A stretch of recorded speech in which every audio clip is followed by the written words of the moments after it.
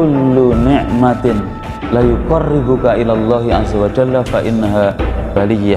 Setiap nikmat yang Allah berikan pada kalian, pada anda, pada kamu, tapi nikmat itu tidak menjadikan dekatnya kamu kepada Allah, maka pada dasarnya itu adalah azab kalian nanti di dunia dan akan berujung nanti dituntut menjadi azab di akhirat. Naudzubillah min dzalik. Sebaik-baik Rasul, Nabi sabdakan, ana sayyidu bani Adam wala fakhra.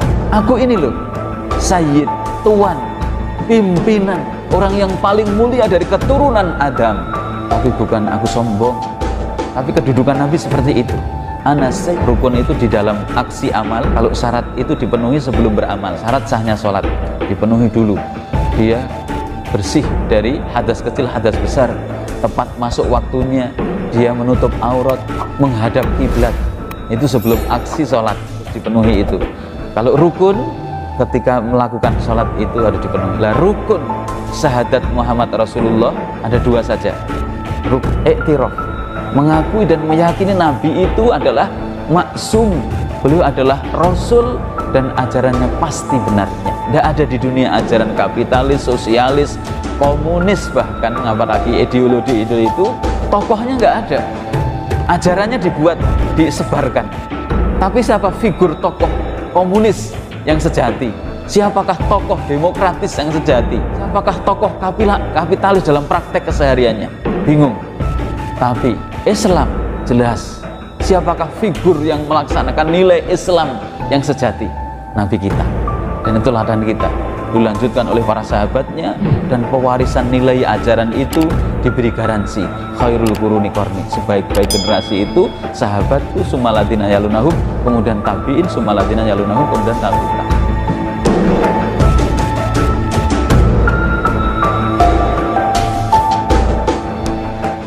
Assalamualaikum warahmatullahi wabarakatuh.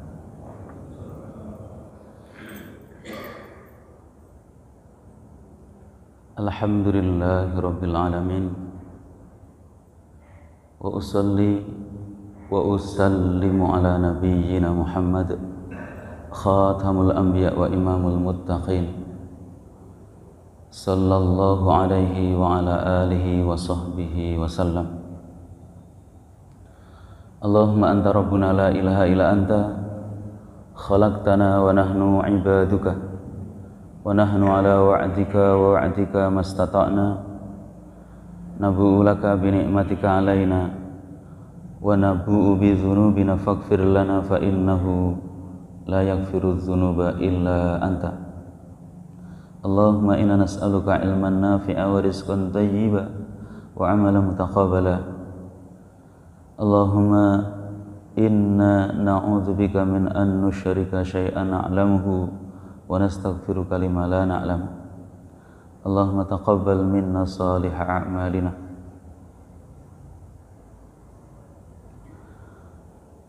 Para bapak, para ibu, saudara sekalian jamaah salat subuh, mudah-mudahan dimuliakan oleh Allah. Dan yang kami hormati, ihtisaban kepada Allah subhanahu wa ta'ala, kita ihtisab, menjatuhkan hati kita, berharap ihtisaban kepada Allah apa yang kita tapai di setiap hari. Menu yang dihidangkan oleh takmir Masjid Darussalam itu bagian daripada dua nuansa taqarrub kepada Allah, yaitu duduknya kita di ba'da salat subuh menunggu waktu syuruk adalah masyru' dan kana yaf'alun Nabi sallallahu alaihi wasallam, seringnya, hampir senantiasa Nabi sallallahu alaihi wasallam mengamalkan sunnah untuk tetap di tempat sholatnya. Nuansa yang kedua, ada faedah, adalah selain taqarrub, mendekatkan diri kepada Allah, adalah tafaqquh, mendalami ad-din, tafaqquh fid-din, mendalami dan mempelajari dinul Islam, yang itu juga hukumnya fardu ain. Makanya ada dua fadilah, dua keutamaan. Oleh itu ya silahkan nanti di sela-sela itu atau di waktu-waktu yang enggak sampai setengah jam itu, di luar itu, untuk kalau dirasa zikir pagi ataupun zikir sore merasa tidak ada waktu, ala kulli hal bisa dikandungi sambil kita bermajelis zikir itu. Beberapa poin zikir pagi kita tabai kalau bisa tumaknina, ataupun juga waktu zikir pagi setelah masuk waktu subuh juga panjang sampai akhir waktu sholat duha. Dan sholat duha yang utama itu adalah di akhir-akhir waktu sebelum matahari di tengah tepat akhir waktu duha, itu juga masih bisa untuk melaksanakan zikir pagi. Demikian pula zikir sore sangat panjang, dirasa ba'da maghrib sampai isya. Di masjid kita ini ada menu untuk upaya mencerdaskan bangsa yang merupakan amanah dari Undang-Undang Dasar 45 itu telah dilaksanakan. Sekurang-kurangnya umat Islam itu 1 pekan sekali media laluan untuk mencerdaskan umat lewat khutbah Jumat. Nah, kita lebih, tidak hanya khutbah Jumat, takmir masjid memberikan laluan yang sangat luas di setiap ba'da subuh ataupun kadang ba'dal maghrib. Nah, di situ maksud kami dalam amrun sahsi, urusan pribadi-pribadinya bisa mengatur waktu. Kalau dirasa berbenturan zikir pagi dan sore bisa dilaksanakan ba'dal asar sampai maghrib, ba'dal maghrib dirasa kedodor nanti ba'dal isya sampai waktu akhir isya, yaitu tengah malam. Nah, begitu. Ala kulli hal faedahnya sangat besar karena mengandungi nuansa taqarrub kepada Allah. Duduknya kita merupakan taqarrub, ittiba'us sunnah, mendekatkan diri kepada Allah, kemudian juga tafaqquh, mendalami, kemudian menyingkap perkara-perkara yang sifatnya syubhat agar kita melaksanakan Islam dan mensyukuri nikmat iman dan Islam yang paling besar ini tidak menjadi bala. Kullu ni'matin la yuqarribuka ilallahi azza wa jalla fa innaha baliyah. Setiap nikmat yang Allah berikan pada kalian, pada Anda, pada kamu, tapi nikmat itu tidak menjadikan dekatnya kamu kepada Allah, maka pada dasarnya itu adalah azab kalian nanti di dunia dan akan berujung nanti dituntut menjadi azab di akhirat. Naudzubillahi min dzalik. Makanya ini kesempatan sebelum nyawa di tenggorokan, detik-detik inilah yang menentukan surga dan neraka kita. Wa fil akhirati adzabun syadid wa maghfiratun minallahi wa ridwan. Hanya ada 2 tadi. Imam kita telah membacakan suasana. Wa fil akhirati adzabun syadid wa maghfiratun minallahi wa ridwan. Hanya ada 2. Neraka, azab yang syadid, kalau tidak begitu ampunan Allah dan keridhaan kasih sayangnya itu tidak ada 3-nya.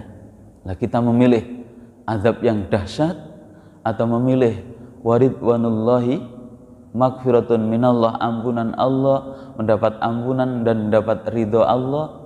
Itu kita yang menentukan hari ini.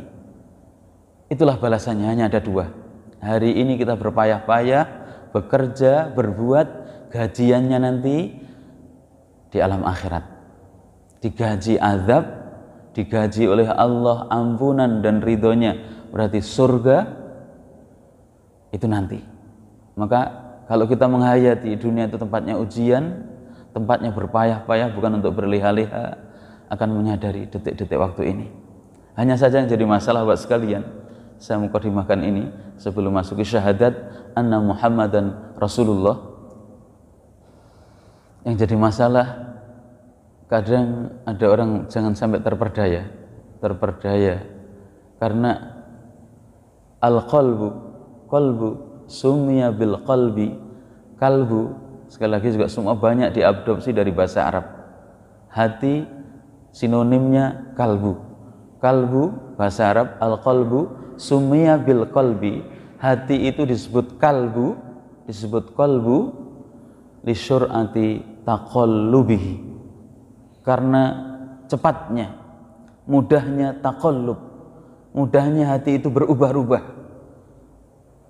mudahnya hati itu berubah. Li syur'ati taqallubihi wa asyaddu min ghaliatil ma', dan lebih dahsyat cepatnya berbolak-balik itu daripada berbolak-baliknya air yang mendidih di panci yang dipanaskan. Cepatnya berbolak-balik hati. Hati itu cepatnya berbolak-balik seperti bulu yang sangat ringan dari sebuah burung atau hewan atau ayam, bulu yang sangat tipis itu kemudian diterbangkan oleh angin ke sana kemari, terhempas. Disitulah bulu yang sangat ringan itu akan terbawa. Itulah hati. Itulah hati. Makanya Rasulullah Sallallahu Alaihi Wasallam mewasiatkan pada kita, di ketika seseorang sudah terasa berat, maksud kami kalau dia terus menghayati perjalanan detik-detik waktu, suasana hati itu terasa berat untuk melakukan ketaatan, terasa berat ukurannya ketika ada panggilan Allah, syariat azan pada tahun yang pertama setelah hijrahnya Nabi, disyariatkan kumandangkan azan itu berat. Azan lagi, hatinya menggelitik, dimainkan oleh setan.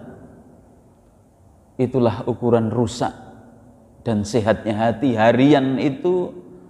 Ukurlah dengan panggilan Allah itu, lewat azan kita merasa puas, merasa bangga, merasa ringan dan cepat merespon itu, atau terasa berat. Itu ukuran harian 5 waktu itu. Intinya Allah firmankan, faman yuridillahu ayyahdiyahu yashrah sadrahu lil Islam. Siapa saja yang Allah inginkan mendapatkan taufik, hidayatut taufik, maka Allah akan mudahkan hati seseorang itu. Allah lapangkan hati seseorang, an yashrah sadrahu. Allah mudahkan, lapangkan, ringankan hatinya untuk melakukan ketaatan di dalam Islam. Panggilan adzan itu malah dirindukan, seolah-olah lepas dia dari sempitnya dunia menuju lapang dan puasnya alam malakut, alam berdekatan kepada Allah Subhanahu wa ta'ala. Ringan bangun malam, ringan membaca Al-Quran, ringan sedekah pagi, ringan berhubungan dengan orang, ringan dia melakukan amalan-amalan, merenungkan apa sumbangsih diriku yang umurku sudah sekian untuk Islam. Terus bicara-bicaranya adalah bicara yang berkualitas, renungan yang berkualitas, dimudahkan. Berarti mahum mukhalafahnya, kebalikannya, ketika seseorang dibuat sempit oleh Allah, wa man yurid an yudillahu yaj'al sadrahu dayyiqan harajan ka'annama yas'adu fis sama.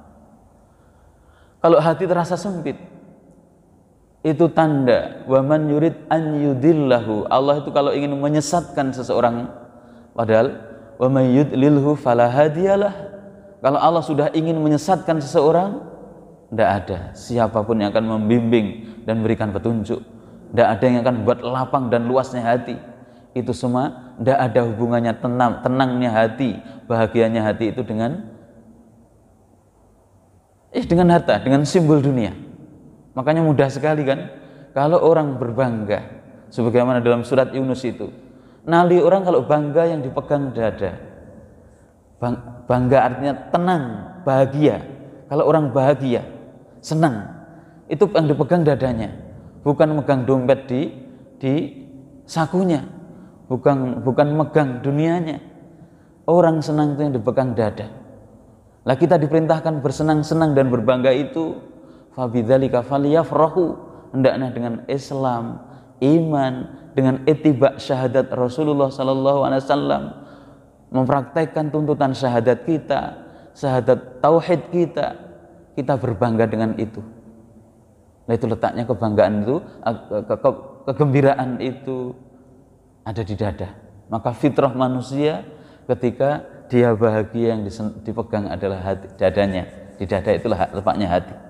Yang jadi masalah itu tadi, ketika Allah man yuridillahu ayyudillahu wa man yurid an yudillahu, Allah kalau hendak menyesatkan seseorang, yaj'al sadrahu dayyikun harajan ka'annama yas'adu fis sama, dijadikan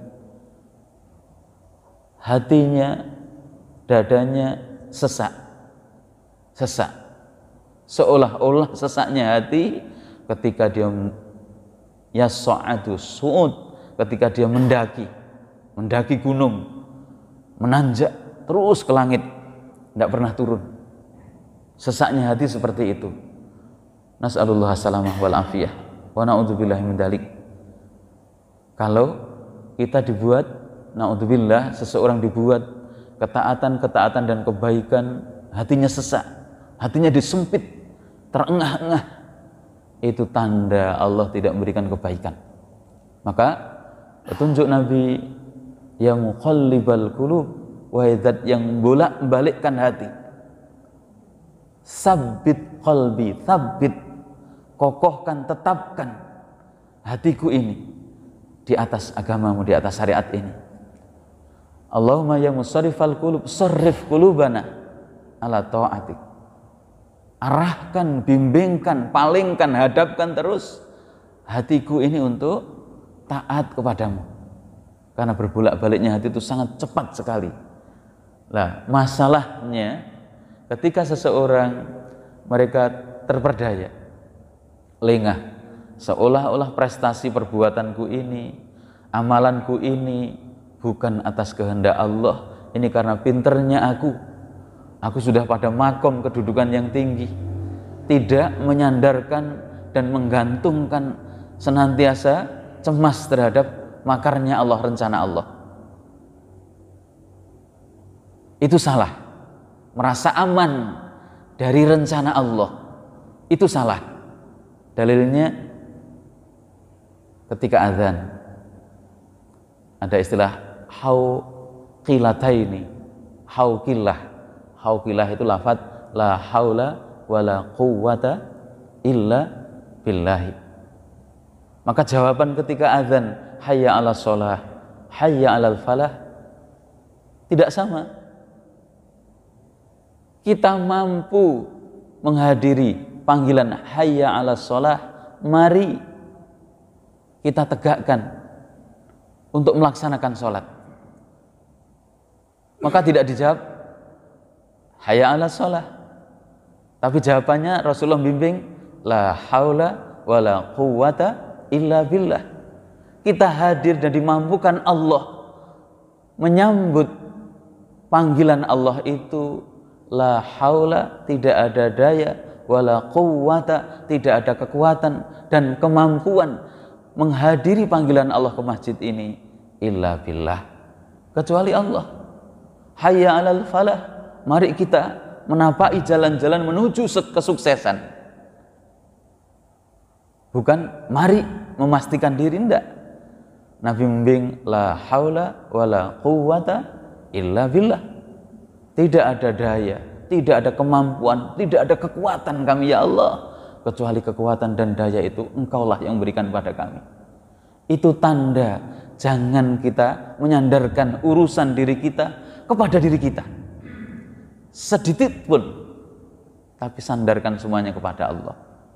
Dalil nomor 2, ketika zikir pagi kita dibimbing oleh Allah, ya hayyun ya qayyum, ya hayyun ya qayyum bi rahmatika astaghis. Allahumma aslih li sya'ni kullahu wa la takilni ila nafsi tarfata ain. Ya Allah, perbaiki seluruh urusan hidupku ini, kaitan hardware-nya, software-nya, perangkat kerasnya, hajat kebutuhan hidupnya. Layaknya aku orang hidup mesti butuh makan dan minum, butuh pakaian dan rumah, butuh biaya anak-anak sekolah itu, juga berkaitan softwarenya, perangkat lunaknya, lembutnya hatiku ngikuti syariat kamu. Wala takilni ila nafsi tarfata ain, jangan kau lepas urusan hidupku ini ya Allah, walaupun hanya sekedip mata. Sekedipan mata jangan kau lepas aku ya Allah.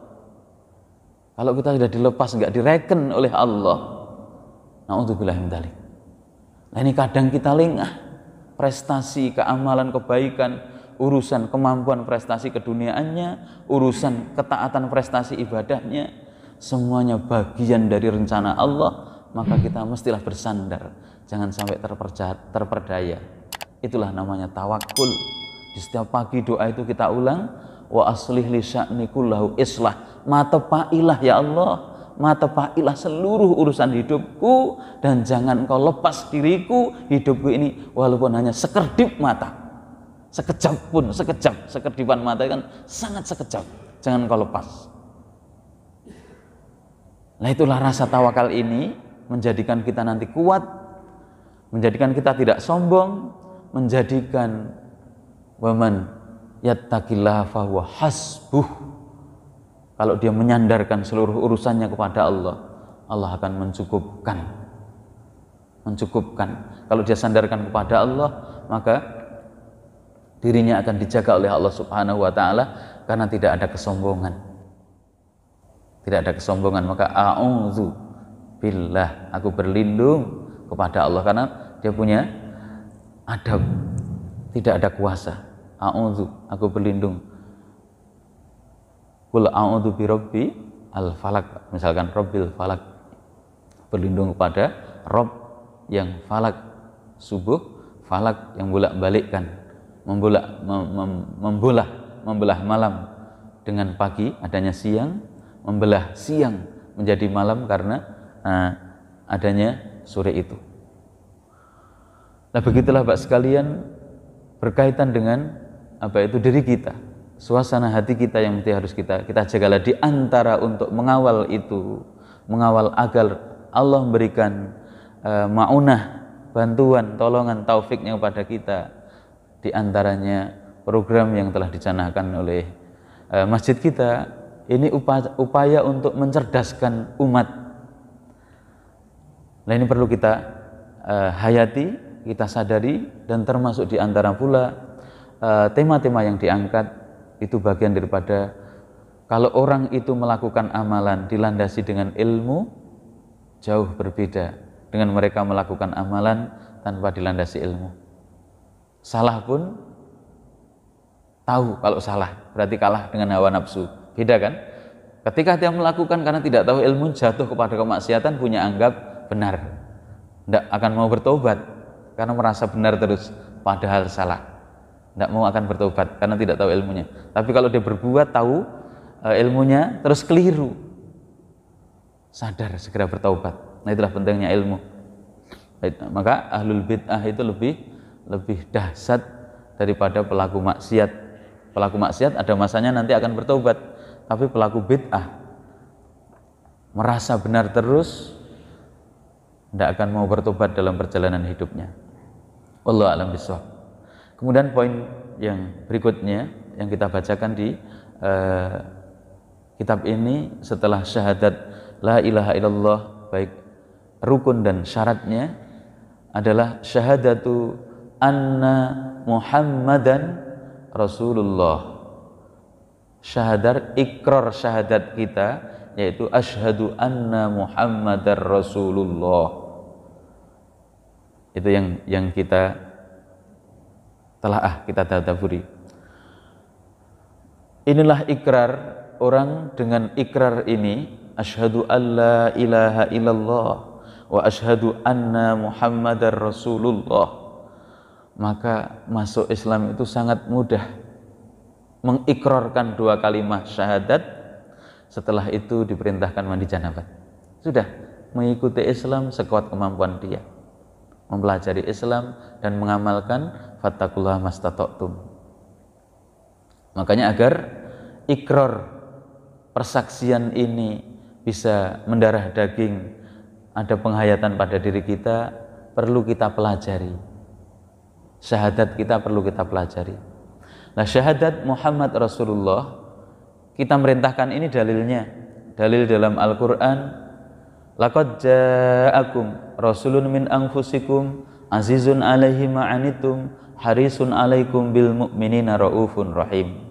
Dalam surat At-Taubah itu. Laqad ja'akum rasulun min anfusikum. Sungguh telah datang kepada kalian wahai manusia, rasulun min anfusikum, seorang rasul dari jenis kalian sendiri, yaitu dari manusia, yang punya sifat azizun alaihi ma'anittum. Beliau sangat mewanti-wanti, menghati-hati agar kalian itu tidak sampai menentang apa yang beliau bawa. Harisun alaikum bil mu'minin.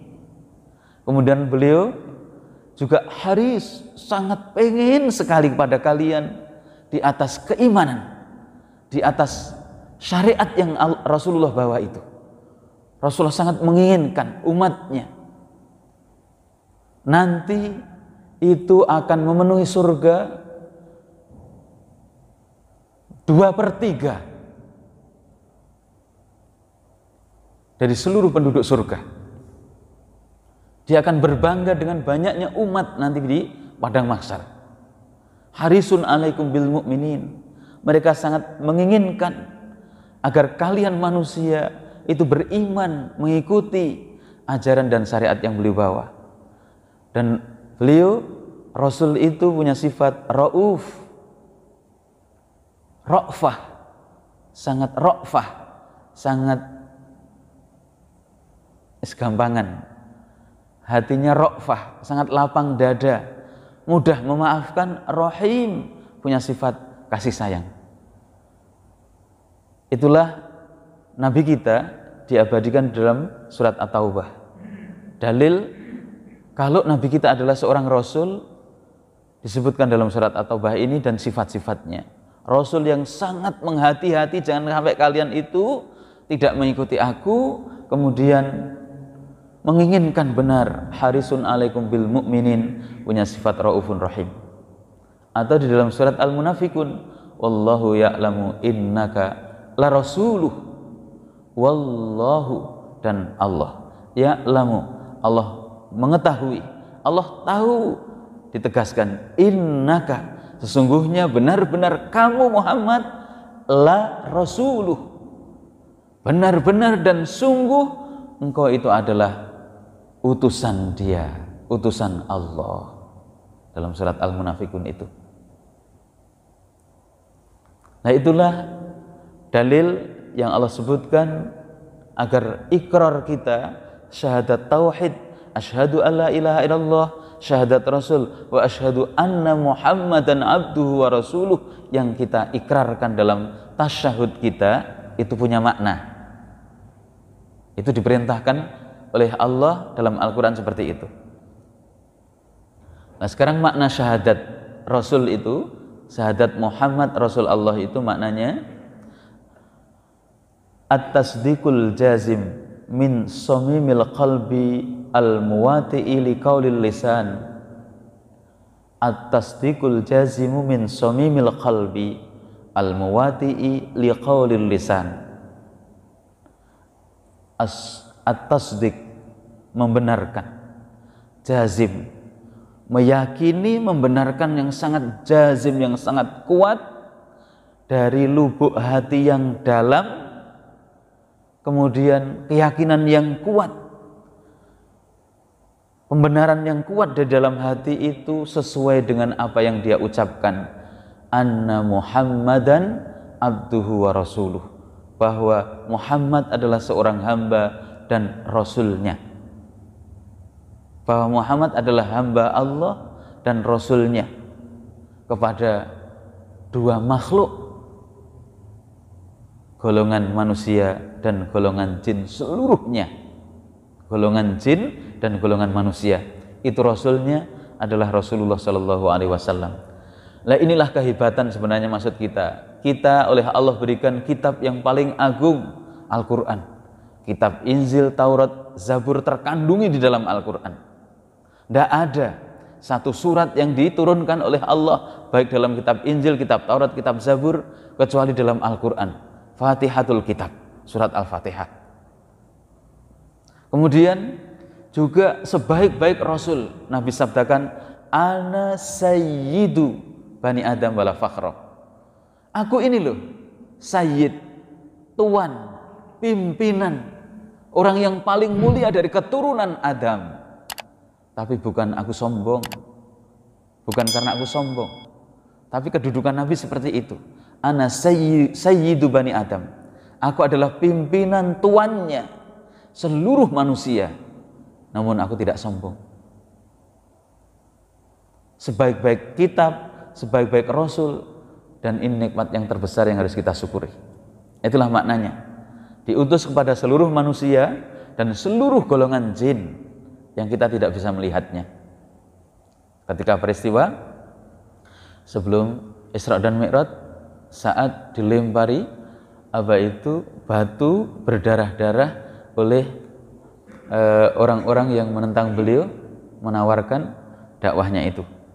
Jin semuanya mendengarkan Al-Quran yang dibaca oleh Rasulullah saat sholat malam. Nah, itulah makna dari syahadat, keyakinan yang kuat, membenarkan hati yang kuat, dan pembenaran itu dibuktikan dalam ikrar lisan dia, anna Muhammadan abduhu wa rasuluh. Nabi Muhammad adalah hamba Allah dan Rasulnya yang diutus kepada golongan jin dan golongan manusia seluruhnya tanpa terkecuali.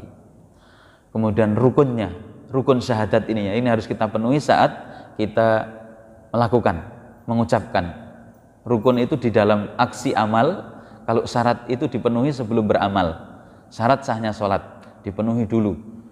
Dia tuhur, dia bersih dari hadas kecil, hadas besar, tepat masuk waktunya, dia menutup aurat, menghadap kiblat.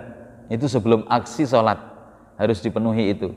Kalau rukun ketika melakukan sholat itu harus dipenuhi. Lah rukun syahadat Muhammad Rasulullah ada dua saja. Rukun yang harus kita penuhi saat kita ikrar wa anna Muhammadan abduhu wa rasuluh, al-i'tiraf birisalatihi. Tadi i'tiraf, mengakui, hati itu mengakui kerasulan beliau. Beliau adalah rasul yang utama dan yang terakhir. Ada keyakinan seperti itu.